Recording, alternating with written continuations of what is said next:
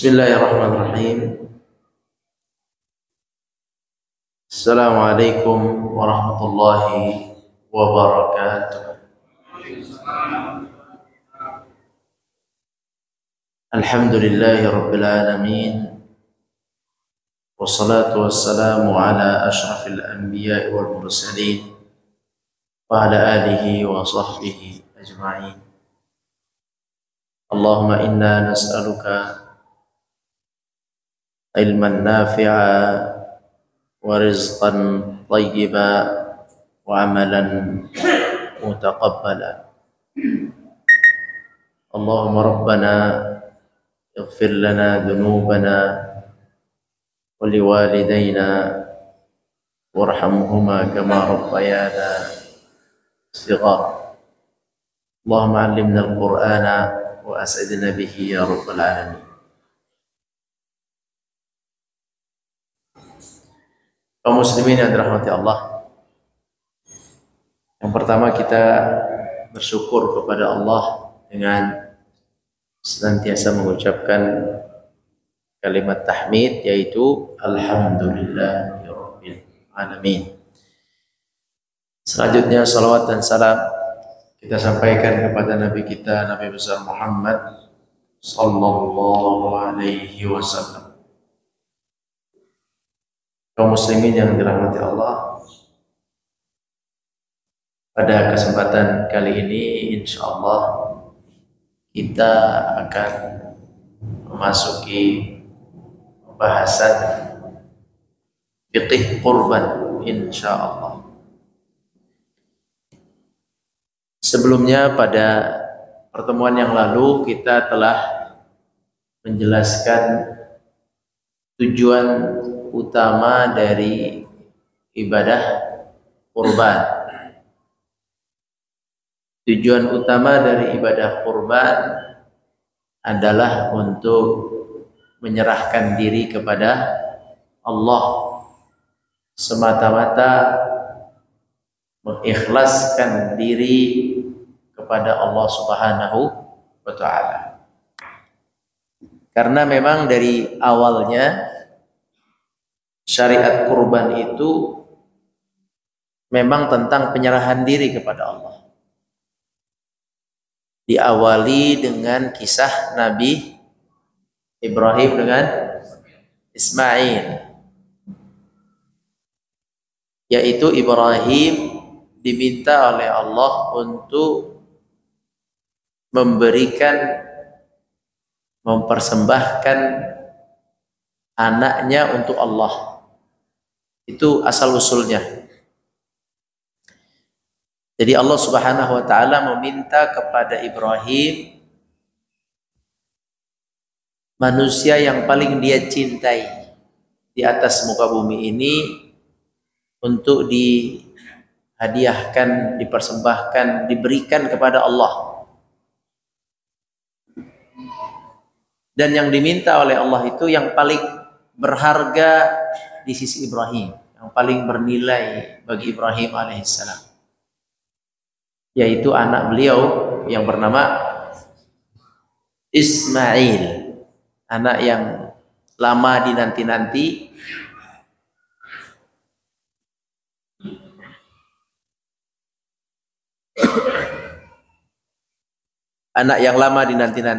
anak satu-satunya, anak yang sangat sabar, anak yang sangat sabar, sangat taat sama orang tuanya dan kepada Allah, tidak ada tandingannya itu. Ketaatannya sangat-sangat taat. Anak yang sangat menyenangkan hati kedua orang tuanya, itu yang diminta oleh Allah untuk dipersembahkan, diberikan kepada Allah Subhanahu wa taala. Dan caranya tidak tanggung-tanggung. Cara Allah memintanya bukan dengan diwafatkan. Kalau diwafatkan mungkin ya udah ridha. Kita sebut inna lillahi wa inna ilaihi raji'un. Diwafatkan, tetapi tidak diwafatkan. Caranya adalah disembelih dengan tangannya sendiri. Ini adalah pengorbanan termahal bagi seorang hamba kepada Sang Pencipta Allah Subhanahu wa taala. Tetapi apakah Ibrahim mampu melaksanakan itu? Berhasil Ibrahim? Berhasil. Allah berfirman, "Wa idzibtala Ibrahim rabbuhu bikalimat." Ketika Allah menguji Ibrahim dengan ujian-ujian, di antaranya ujian menyembelih anaknya. Fa'atammaha. Ibrahim mampu berhasil melaksanakannya. Saat berhasil melaksanakannya, Allah berfirman, qala inni ja'iluka lin-nasi imama. Aku akan jadikan engkau sebagai pemimpin untuk manusia. Lin-nasi imama. Jadi barang siapa yang dapat menjalankan perintah Allah dengan sebaik-baiknya, menjalankan ujian Allah dengan setabah-tabahnya,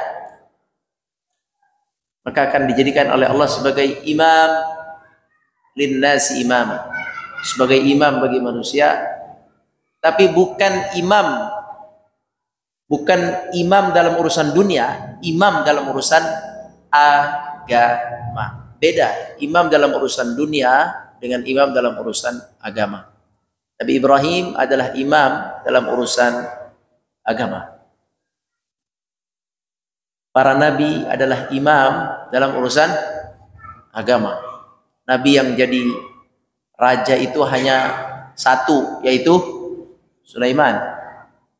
Ada yang jadi pejabat di negara, yaitu Nabi Yusuf. Sisanya mereka menjadi imam dalam agama mereka. Imamatun fid din. Makanya dalam doanya itu, apa doanya? Rabbana hablana min azwajina wa dzurriyyatina qurrata a'yun. Ya Allah, berilah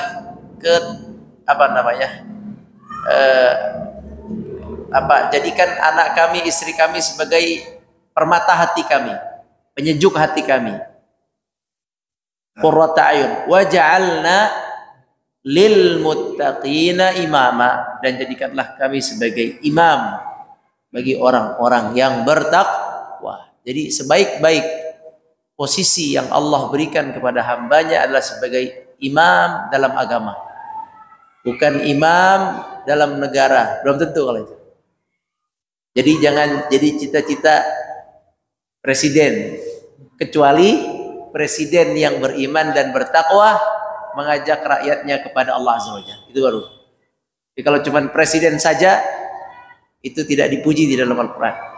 Dalam Al-Quran itu dipuji imam, pemimpin fiddin, imamah lil muttaqina, imam bagi orang-orang yang bertakwa. Sehingga kalau mau jadi pemimpin dalam ranah negara, targetnya adalah menjadikan rakyatnya bertakwa kepada Allah. Itu baru lil muttaqina imam. Tamam. Jadi Ibrahim alaihissalam berhasil melaksanakan perintah Allah. Ujian-ujian Allah, termasuk ujian yang paling berat adalah beliau diminta untuk memberikan hal yang paling dicintai di atas muka bumi ini, tidak ada yang lebih dicintai kecuali dari Ismail. Itu udah pasti. Mana lebih cinta, Ibrahim ke istrinya atau ke anaknya? Ngaku pak, ngaku pak. Ke istrinya apa ke anaknya? Ke istri. Yang benar. Ibu-ibu tanya juga, lebih cinta ke anaknya apa ke suaminya? Anaknya lah. Bapak nomor 2 dicintai kalau tidak ada anaknya pak. Standar. Standar. Begitu juga bapak. Cinta ke anaknya, cinta ke istrinya. Tapi kalau ditanya mana lebih dalam cintanya, kemana? Ke anaknya udah pasti. Kalau anak nggak akan diusir. Kalau suami bisa diusir. Anak nggak diusir. Istri bisa diusir. Ya itulah. Pergi kau. Kalau anak nggak mungkin. Pergi kau. Balik lagi nak. Kalau istri pergi kau. Gak usah balik-balik. Kalau itu juga suami juga gitu. Jadi tidak ada yang paling dicintai oleh Ibrahim pak, nggak ada. Mau emas sekalipun pastilah beliau lebih cinta kepada anaknya Ismail. Nurutnya bukan main pak, subhanallah. Nah itu yang diminta oleh Allah. Jadi Allah meminta hal yang paling dia cintai untuk Allah. Kalau Allah bukan penyerahan diri yang sempurna, nggak mungkinlah bisa menyerahkan hal yang paling dia cintai. Makanya untuk berkurban, intinya serahkan diri kepada Allah. Serahkan hewan kurban ini karena Allah. Sehingga tidak ada masalah apa kemarin? Masalah mahal-mahal nggak ada lagi. Masalah mahal nggak ada lagi. Ya, masalah lagi pengennya satu nggak ada lagi. Kalau perlu, kalau ada rezeki. Kalau ada rezeki, saya bilang kalau ada rezeki. Kalau enggak usah. Kalau ada rezeki saja. Kalau enggak, tidak usah. Kalau ada rezeki, lebih dari satu. Itu biasa. Lebih dari satu bagi orang yang ada rezeki itu biasa. Wajar. Wajar, Pak. Menunjukkan dia telah memberikan apa yang dia cinta, yakni harta kepada Allah Subhanahu wa taala. Dulu harta manusia itu adalah hewan ternak, Pak. Dan kebun. Dulu tuh harta manusia 2. Satu hewan ternak, satu lagi kebun. Sekarang pun sebagian masyarakat Indonesia yang di daerah, di kampung, harta mereka itu sawah dan kerbau, dan kambing, dan ayam. Itulah harta mereka. Kalau mau pergi umroh, jual 1 sapi, dapat umroh. 2 sapi dapat umroh. Haji 3 sapi. Orang dulu di Mekah, Madinah seperti itu. Di Mekah harta mereka itu unta dan kambing di Mekah. Kalau di Madinah harta mereka itu adalah kebun, perkebunan. Sudah disebut di dalam hadis, Pak. Dalam hadis ada hadis Bukhari disebutkan penduduk Mekah mereka adalah bangsa peternak, mereka bangsa yang berternak. Sedangkan penduduk Madinah mereka adalah bangsa atau kaum yang bertani. Itu sudah ada di dalam hadis disebutkan mereka berbeda. Satu hidup dari peternakan, satu profesinya adalah pertanian. Jadi hewan ternak itu adalah harta. Kalau sekarang orang Jakarta hartanya bukan hewan ternak. Hartanya apa? Saham, emas, deposito, apalagi obligasi apa ya? Itulah harta orang kota. Makanya korbannya orang kota menggunakan mata uang. Bahkan zakat orang kota, zakat fitrahnya pun sudah banyak yang menggunakan uang. Walaupun sebaiknya, seafdol-afdolnya zakat fitrah adalah dengan beras. Baik, jadi intinya kalau kita diminta berkurban oleh Allah dengan harta kita, itu tidak seberapa dengan Allah meminta Ibrahim mengkorbankan anaknya, makhluk yang paling dia cintai di atas muka bumi. Ya, nggak seberapa. Jadi jangan merasa berat dengan kurban. Nah, apa kurban itu? Kurban itu adalah hewan yang disembelih pada waktu duha. Pada waktu duha, maka disebut hari rayanya hari raya Adha. Idul Adha, hari raya duha. Adha itu artinya sama dengan duha. Jadi hewan-hewan yang disembelih di waktu waktu duha disebut adha atau adahi atau udhiyah. Itu nama-nama dari hewan kurban yang disembelih di waktu duha. Baik, apa keutamaan ibadah kurban? Keutamaan ibadah kurban, yang paling utama dari ibadah kurban adalah dia ini sunnah nabi-nabi terdahulu, diawali oleh Nabi Ibrahim alaihissalam. Semua nabi berkurban, semuanya, tidak hanya Nabi Ibrahim alaihissalam. Nabi Ibrahim alaihissalam adalah yang awalnya. Setelahnya Ismail anaknya, ada ibadah kurban bagi Ismail. Ishak anaknya, ada ibadah kurban dalam ajaran Nabi Ishak. Kemudian Yakub melanjutkan ajaran Nabi Ibrahim, Nabi Ishak dan Ismail. Yakub juga ada ibadah kurban saat itu. Kemudian Yusuf dan seterusnya sampai Musa sampai Isa, juga setiap kaum dari mereka ada ibadah kurban. Mereka ada ibadah salat, mereka ada ibadah puasa. Kutiba alaikumusiyam kama kutiba alal ladzina min qablikum. Puasa wajib bagi kalian dan umat sebelum kalian. Kurban juga sama, ibadah untuk kalian dan umat sebelum kalian. Jadi bukan hanya ajaran agama Nabi Muhammad, bukan ajaran Nabi Muhammad saja, tapi Nabi sebelumnya pun berkurban. Allah berfirman di dalam surat Al-Hajj ayat 34, Allah berfirman, "Wali kulli ummati ja'alna mansaka." Dan setiap umat kami jadikan ibadah mansak. Mansak itu ibadah kurban. Setiap umat ada ibadah kurban. Dari Nabi Ibrahim terus sampai ke bawah sampai Nabi Muhammad, itu nyembelih untuk Allah itu ada. Ya. Jadi tujuan dari keutamaan ibadah kurban, keutamaan yang pertama adalah ibadah kurban adalah sunnah nabi-nabi terdahulu, khususnya Nabi Ibrahim alaihissalam yang sebagai pemulanya. Kemudian keutamaan kedua dari ibadah kurban ini adalah ibadah yang bersanding dengan salat. Bersanding dengan salat.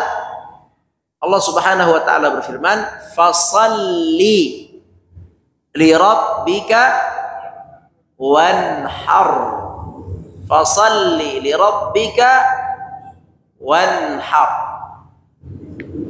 Fasalli li rabbika wanhar artinya salatlah untuk Allah dan berkurbanlah. Ketika ibadah kurban disandingkan setelah salat, ini menunjukkan ibadah ini juga ibadah yang cukup untuk diperhatikan.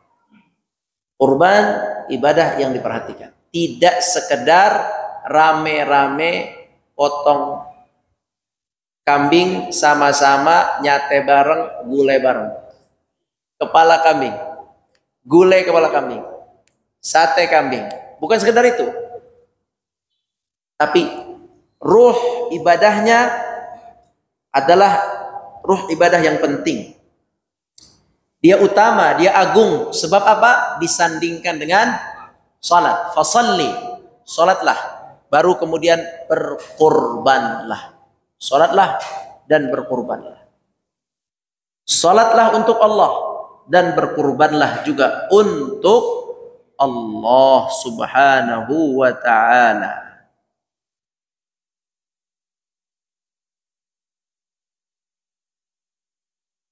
Baik, jadi keutamaan ibadah kurban yang pertama ia sunnah Nabi Ibrahim.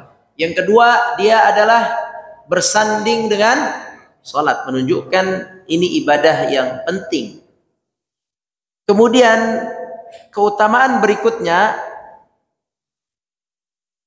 hewan kurbannya akan menjadi saksi di akhirat kelak. Hewan kurbannya akan menjadi saksi di akhirat kelak.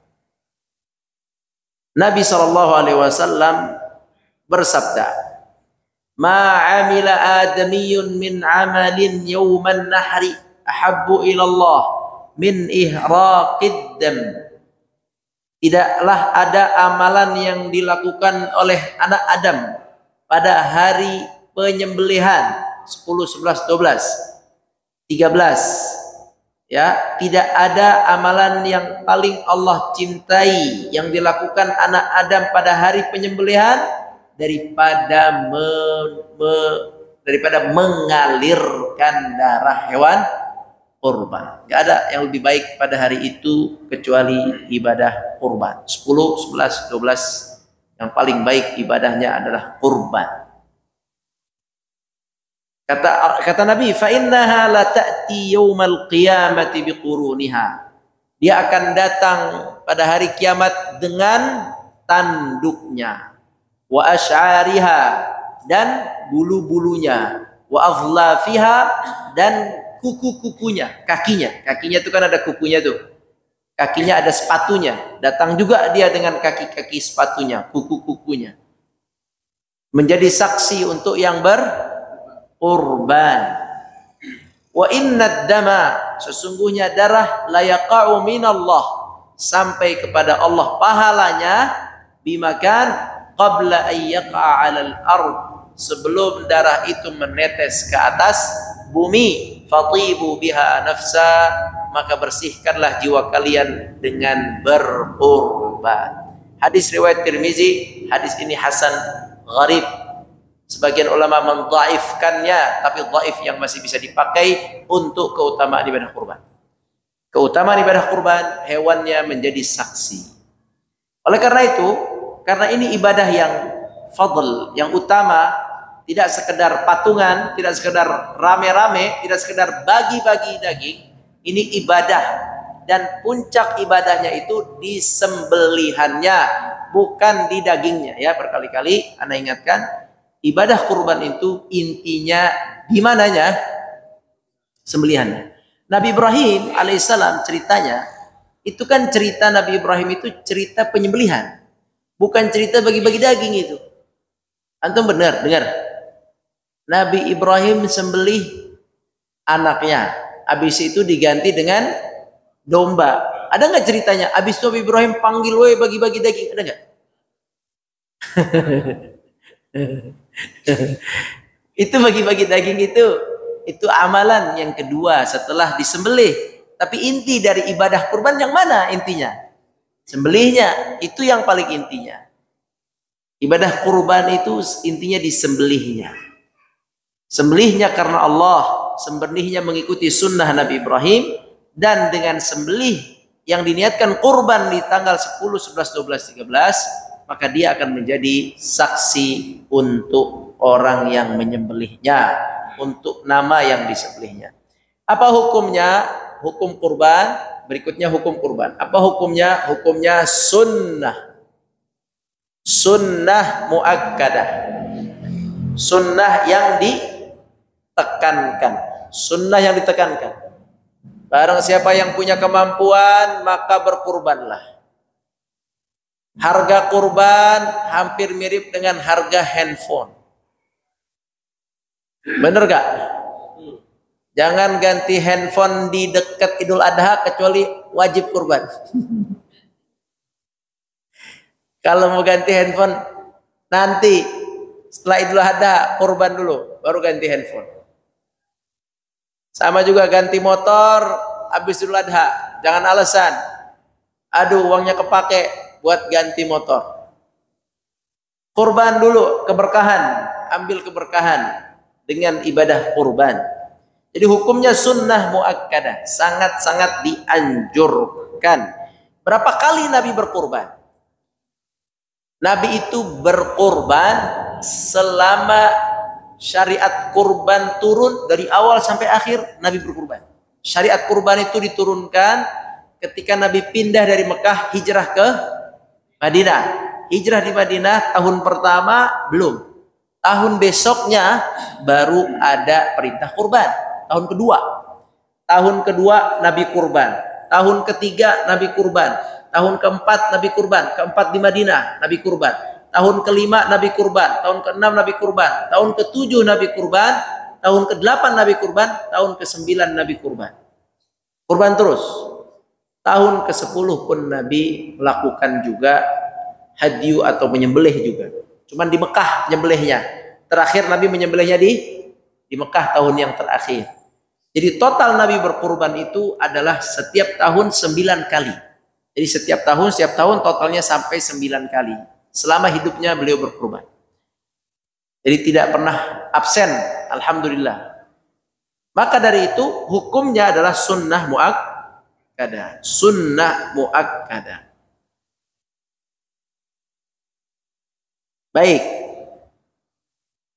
Adapun persyaratan kurban bagi seorang yang wajib kurban atau bagi seorang yang ingin berkurban dianggap sah. Syarat kurban dianggap sah itu banyak syaratnya. Syarat dari manusianya dulu. Syarat dari manusianya sah berkurban kalau dia seorang muslim. Syarat dari manusianya harus muslim. Kemudian syarat dari manusianya jumlah 1 ekor kambing hanya bisa untuk 1 manusia. 1 ekor sapi bisa untuk berapa manusia? Maksimal 7, minimal 1. 1 ekor sapi bisa untuk 1 manusia. Maksimal 7. Boleh untuk 1 manusia, beli atas nama dia sendiri. Boleh atas 2 orang, nama 2 orang. Boleh 3 orang, 4 orang, 5 orang. Sampai maksimal 7 orang. Onta pun demikian.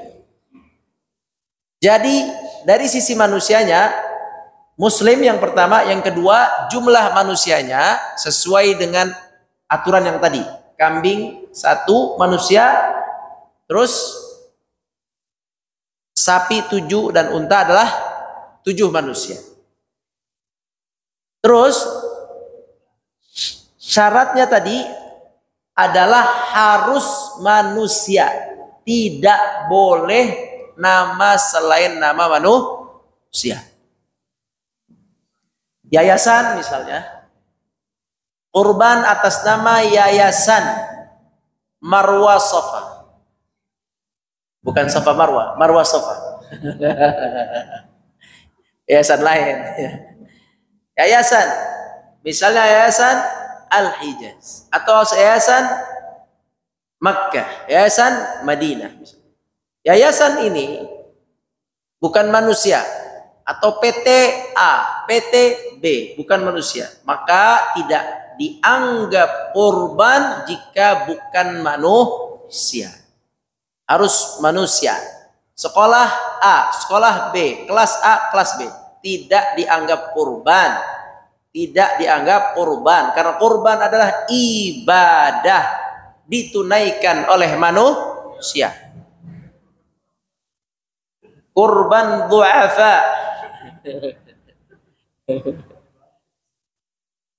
Kurban du'afa. Apa itu kurban du'afa? Ya, bismillah. Jadi kurban harus manusia. Ya. Syaratnya manusia, muslim, jumlahnya tadi sudah dijelaskan, dan harus ada namanya. Manusia harus ada namanya. Ya kalau nggak ada namanya bagaimana? Jadi nama si hewan itu harus disebut ini niatnya atas nama fulan. Sekarang syarat yang berikutnya adalah syarat hewannya. Itu kita semua sudah tahu. Hewannya harus sehat walafiat. Sehat semuanya. Tanduknya tidak patah, kakinya tidak pincang, badannya tidak kurus, kerontang. Sehat walafiat. Matanya juga tidak buta. Sudah jelaslah sehat. Selain sehat, hewannya juga harus berumur sesuai dengan ketentuan. Umur berapa? Kambing berapa umurnya? Minimal 1, sapi 2, onta 5. Itu secara umur. Nah begini, kita itu sering beli sate kambing. Beli juga sop kambing. Itu ada temanya, namanya balibul atau batibul. Bayi 3 bulan.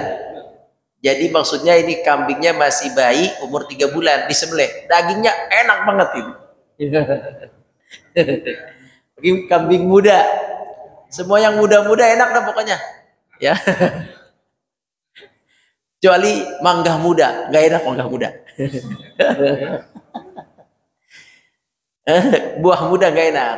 Tapi kalau kambing muda enak.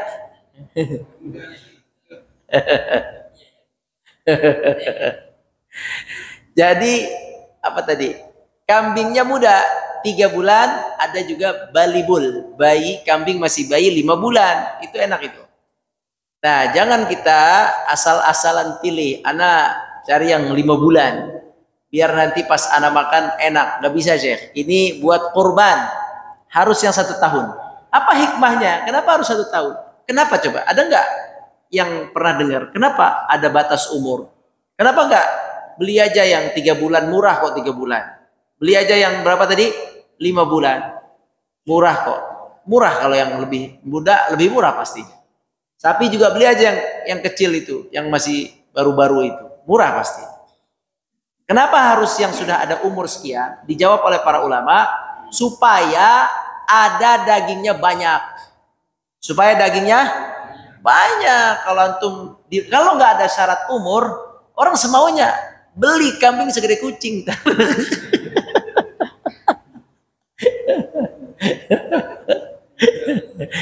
Yang baru lahir kemarin nanti, ya. Jadi perlu umur itu karena biar dagingnya, ada dagingnya. Minimal itu kalau 1 tahun udah ada dagingnya dengan baik, bisa dibagi-bagi gitu. Itu baru nanti ada unsur sedekahnya nanti di situ. Ya, nanti. Jadi kenapa disyariatkan harus ada umur tertentu, bahkan sampai dianggap tidak sah kalau di bawah umur itu. Kecuali domba ya. Kalau domba masih ada pembolehan berumur 6 bulan. Itu beda lagi kalau domba boleh 6 bulan. Domba 6 bulan, Anda belum pernah lihat ya. Berapa besarnya domba 6 bulan itu? Itu pun domba 6 bulan. Di dalam hadis, itu bagi orang yang uangnya nggak cukup. Bagi orang yang uangnya nggak cukup. Ya, nah itu boleh tuh. Tadi apa namanya? Duafa itu. Apa tadi? Kurban duafa. Berarti masjid boleh tuh. Datang ke tempat kambing, Anda cari kambing domba yang 6 bulanan. Buat duafa. Boleh. Jadi dia bayarnya murah. Kambingnya kambing domba 6 bulan. Murah-murah. Domba itu kan standarnya 2,5 ya. Standar tuh. Mungkin kalau yang 6 bulan, mungkin 1 berapa lah. Saya nggak tahu juga, belum pernah. Masih mungkin 2 ke bawah kali. Ya, kalau yang 2,5 juta tuh udah ini dia, udah setahun, udah layak ya. Ya, ada juga yang 27, jarang 2 juta kambing kurban, jarang 2 juta. 23, 24 aja susah. Standar paling kecil 2,5. Iya kan, segitu kan, Bapak jual. Iya memang betul Pak. Jadi betul, iya betul. Harganya tuh 27, 3 juta, 5 ke atas itu yang bagus. Iya makanya ini ceritanya kalau mau cari kambing duafa namanya. Kurban duafa. Nggak boleh, dia harus domba. Harus domba. Kalau domba dia boleh 6 bulan. Baik, itu masalah umur. Kenapa tadi harus berumur sekian supaya daging, ada dagingnya, bisa disedekahkan. Itu secara hukum apanya namanya? Hewan kurbannya harus sehat, kemudian harus berumur 1 tahun bagi kambing, 2 tahun bagi sapi, 5 tahun buat unta. Kemudian Setelah selesai hewannya, yang berikutnya adalah waktunya. Waktu penyembelihan di paling pertama bisa dilakukan setelah salat Idul Adha. Tidak boleh sebelum salat Idul Adha. Jadi salat Idul Adha, kira-kira jam berapa salat Idul Adha itu selesai? Kalau mulai 6:30 selesai 7:30. Ya, paling cepat kita selesai jam 7 lah. Anggap ada yang mau sholat cepat jam 6:15 misal. Selesai jam 7, jam 7:15 lah. Itu udah paling cepat dianggap. Kalau mau kurban, menyembelih hewan kurban, maka jamnya diperkirakan jam orang sudah sholat. Nggak boleh jam sebelum orang sholat. Berarti tanggal 10 itu paling cepat kita bisa nyembelih itu jam 7:15, jam 7 atau 7:15. Walaupun kita tidak sholat misalnya, ada corona misalnya. Ada corona, kita tidak sholat Id, maka jamnya diperkirakan jam orang selesai sholat Id. Jam 7, 7:15, 7:30. Itu waktu dimulainya bisa berkurban. Kecuali di hari kedua. Kalau hari kedua, boleh dari malamnya, boleh dari ba'da subuh, gak apa-apa itu. Kalau hari kedua, silakan dari ba'da subuh. Tapi hari pertama dianggap sah waktunya kalau setelah salat Id, jam tujuan. Itu waktunya. Baik, selesai masalah waktu penyembelihan. Sekarang mengenai mengikut sertakan keluarga. Mengenai apa? Mengikut sertakan keluarga. Bagaimana sih sebenarnya mengikut sertakan keluarga dalam kurban? Baik. Kurban itu asal usulnya atau asalnya adalah ibadah untuk perorangan. Untuk perorangan. Makanya tadi disebutkan 1 ekor kambing hanya sah untuk berapa orang? 1. 1 ekor sapi maksimal sah untuk berapa orang? 7. Berarti memang ini ibadahnya harus ada nama orangnya, yang ibadah perorangan asalnya. Perorangan. Tetapi ada sebuah hadis dari Nabi SAW, yaitu Nabi mengikut sertakan keluarga dan umatnya. Ini yang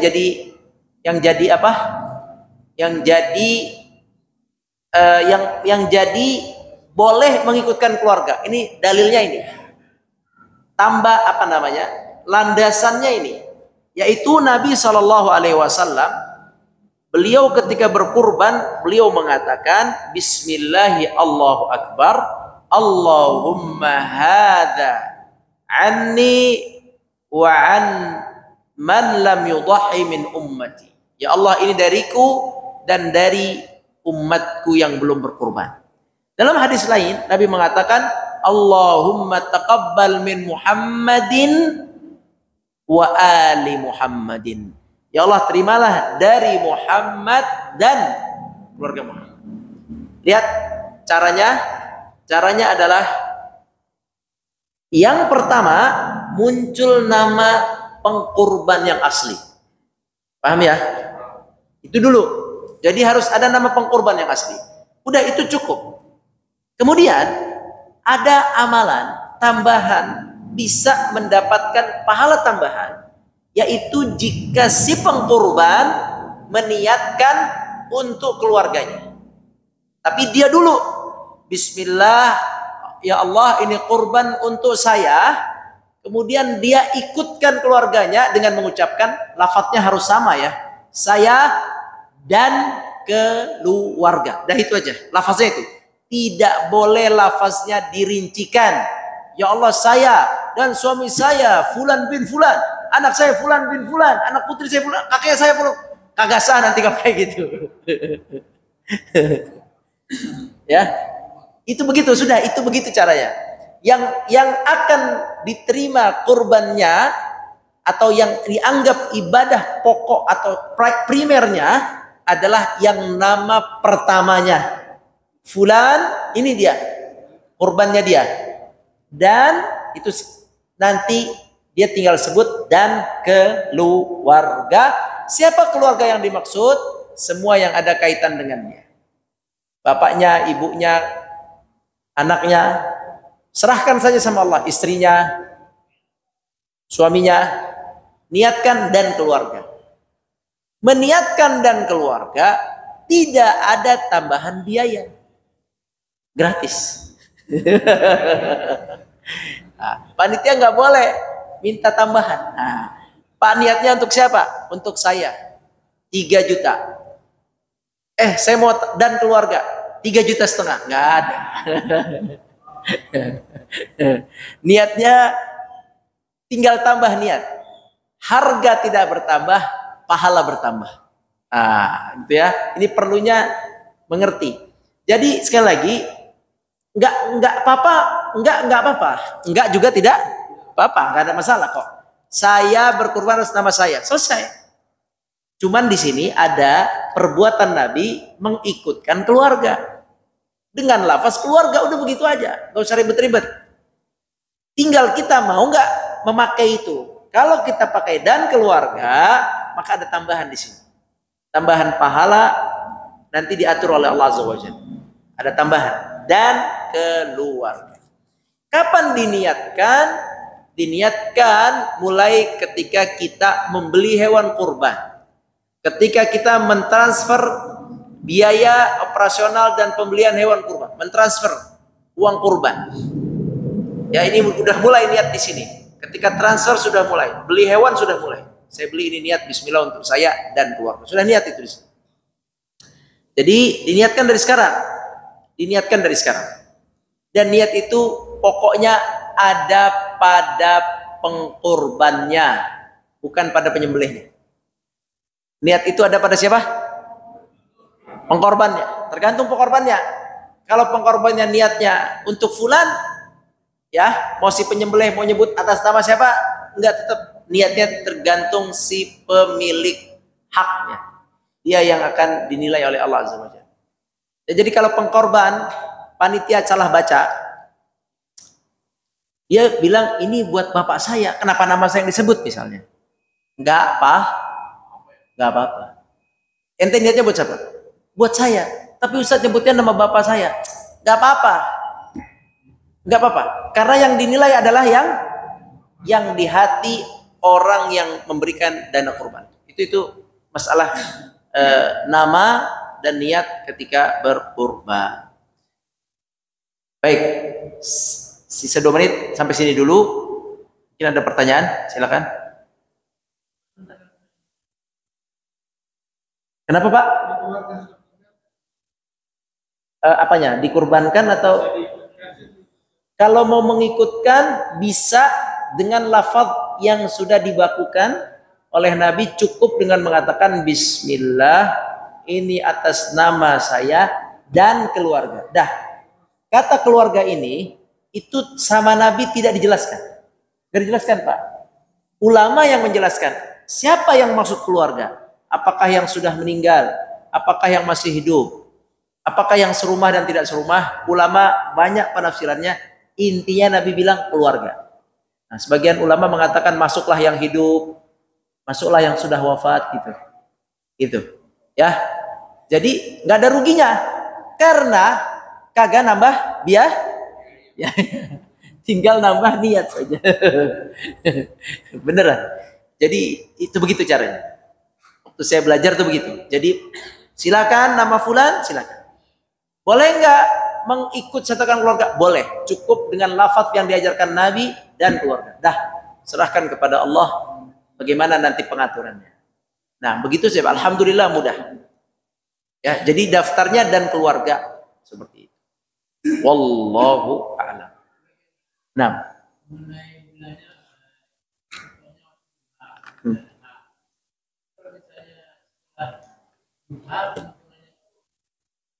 Ya, betul.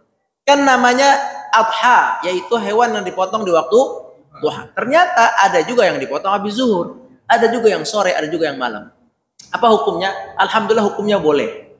Jadi kenapa disebut adha duha? Maksudnya adalah kebanyakannya, mayoritasnya, umumnya dipotong di waktu duha. Itu maksudnya. Tidak ada keutamaan khusus. Wallahu alam, tidak ada keutamaan antara duha, zuhur, asar, maghrib, isya, malam. Wallahu alam, sepertinya tidak ada bedanya selama di tanggal 10, 11, 12, 13. Yang membedakan cuma tanggal 10. Kalau 10 memang seperti yang Anda sampaikan, tanggal 10 itu punya keistimewaan sendiri, lebih daripada tanggal 11, 12, 13. Itu saja. Ya, itu saja. Wallahu a'lam. Baik, nanti kita lanjutkan beberapa hal lagi terkait masalah kurban. Wallahu a'lam, yang benar dari Allah, yang salah dari ana mohon maaf. Aqulu qali hadza wa astaghfirullah li wa lakum. Subhanakallahumma bihamdik, asyhadu an la ilaha illa anta, nastaghfiruka wa natubu ilaik. Assalamualaikum warahmatullahi wabarakatuh.